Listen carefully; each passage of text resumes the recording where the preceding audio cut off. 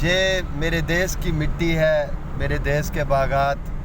शुजाबाद में हूँ मैं इस वक्त, और ये शुजाबाद के मज़ाफ़ात चक रेलवे स्टेशन से आगे का इलाका है, और छज्जू शाह भी हम कहते हैं इसे। और हमारा बड़ा वक्त गुजरा यहाँ बचपन में, और कॉलेज भी हमारे इधर ही था, गवर्नमेंट कॉलेज शुजाबाद। तो बसेस में हम आया जाया करते थे। वो यादें हैं जिन्हें रिकॉल कर रहे हैं, दोहरा रहे हैं, अच्छा लग रहा है। तो अपनी मिट्टी से जुड़े रहना चाहिए।